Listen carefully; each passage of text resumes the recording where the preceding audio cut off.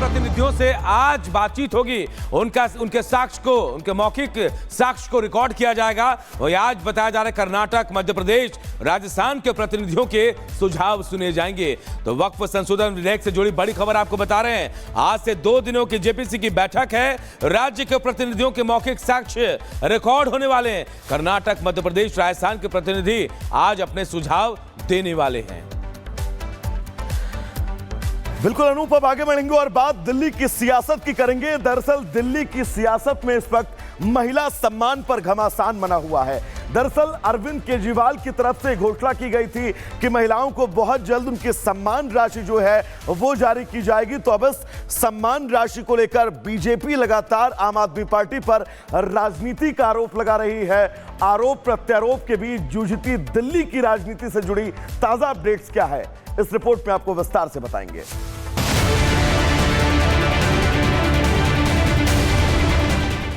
दिल्ली में बीजेपी और आम आदमी पार्टी की लड़ाई रोहिंग्या समेत कई मुद्दों पर काफी दिनों से चल रही थी, लेकिन अचानक ही हाल ही में राजनीतिक मुद्दे पलट गए।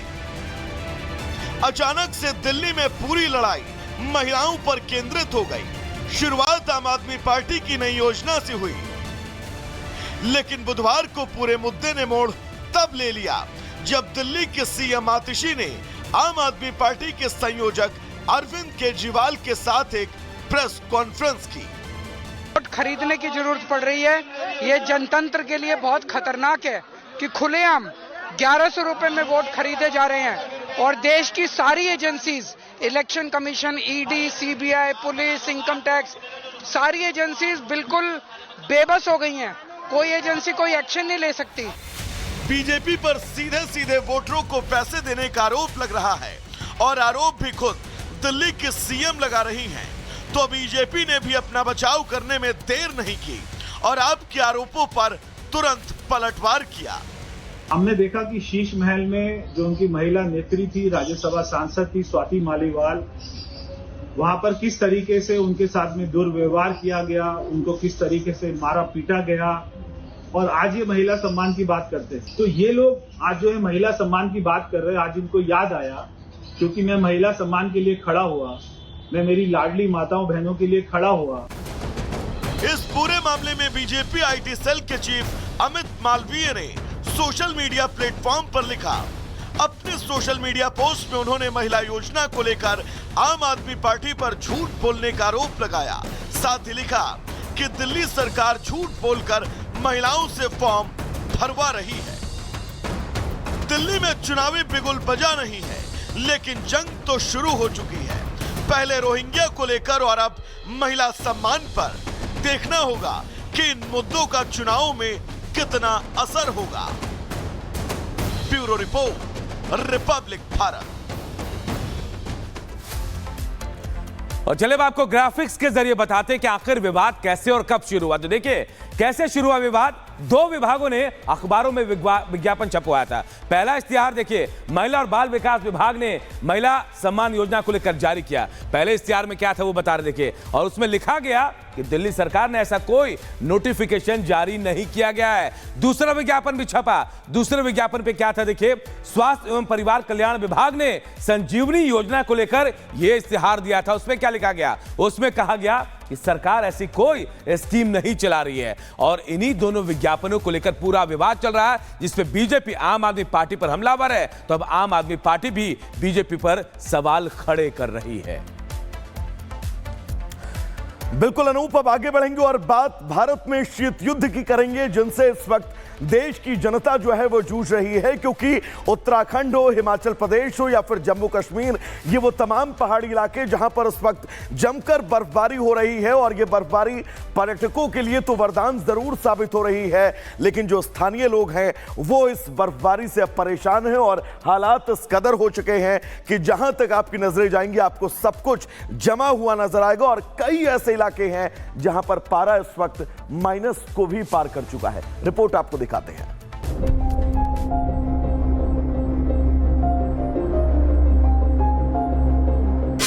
सफेद चादर से ढके पहाड़, जम्मू से हिमाचल तक बर्फ का प्रहार। पहाड़ पर सड़कें हुई जाम, उत्तराखंड में बर्फबारी से कोहराम, हिमाचल या फिर उत्तराखंड, नजर जहां जहां जा रही है सिर्फ और सिर्फ बर्फ ही दिखाई दे रही है। दिसंबर के आखिरी हफ्ते में ठंड अपने शबाब पर है। हाल ये कि मानो पहाड़ों पर हिमयुग आ गया हो। पहाड़ों से गिरते झरनों से लेकर नदियों तक सभी बर्फ में तब्दील हो चुके हैं। हिमाचल प्रदेश का एक बड़ा हिस्सा बर्फ की चपेट में है। पारा लगातार नीचे जा रहा है। हिमाचल में ठंड किस कदर कहर बरपा रही है, इसको इसी से समझा जा सकता है। घटते तापमान ने पिछले कई सालों के रिकॉर्ड को तोड़ दिया है। बीते कई दिनों से हिमाचल में बर्फबारी का दौर है। कई इलाकों के हालात ये कि पारा 0 डिग्री के नीचे बना हुआ है, वहीं कई इलाकों में पारा 0 पर बरकरार है। पिछले 24 घंटे में हिमाचल के अधिकांश इलाकों में तापमान 0 से नीचे दर्ज किया गया। सबसे कम न्यूनतम तापमान लाहौल स्पीति के आदिवासी इलाके में जहां -10.6 डिग्री सेल्सियस दर्ज किया गया, वहीं काजा में तापमान -6.9 डिग्री, जबकि कुकुमसेरी में -8.2 डिग्री सेल्सियस दर्ज किया गया। आईएमडी के मुताबिक किन्नौर जिले के रिंकांगपिओ में तापमान -0.9 डिग्री सेल्सियस दर्ज किया गया, वहीं मनाली में -0.3 डिग्री सेल्सियस दर्ज किया गया। प्रदेश की राजधानी शिमला में तापमान 2 डिग्री सेल्सियस रहा, जबकि किन्नौर के कल्पा में तापमान -4 डिग्री सेल्सियस दर्ज किया गया। हिमाचल की बर्फबारी का लुत्फ उठाने के लिए देश भर से पर्यटक पहाड़ों का रुख कर रहे हैं, लेकिन पर्यटकों की बड़ी संख्या और मौसम का बुरा हाल दोनों ने मिलकर स्थिति को अब और भी ज्यादा खराब कर दिया है। हिमाचल के कई जिलों में भारी बर्फबारी के चलते अटारी और लेह, कुल्लू जिले में सैंज और ओट, किन्नौर जिले में खाप संगम और लाहौल और स्पीति में 3 राष्ट्रीय राजमार्गों सहित कुल 226 सड़कें यातायात के लिए बंद कर दी गई हैं। तो जहाँ तक संपर्क मार्गों का और मुख्य मार्गों का प्रश्न है, तो जो राजधानी को जो मार्ग जोड़ते हैं वो अन्य राज्यों से वो तो खुले हैं।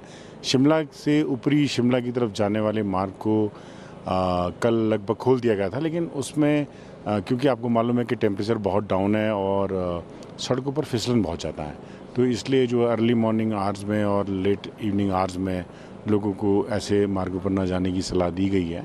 और जहाँ पर भी बाइफर्केशन है वहाँ पर पुलिस द्वारा जो है वो पर्यटक और स्थानीय लोगों का मार्गदर्शन भी किया जा रहा है।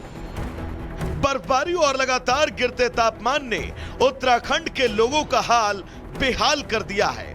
बर्फबारी के चलते गंगोत्री राष्ट्रीय राजमार्ग पूरी तरह बाधित है।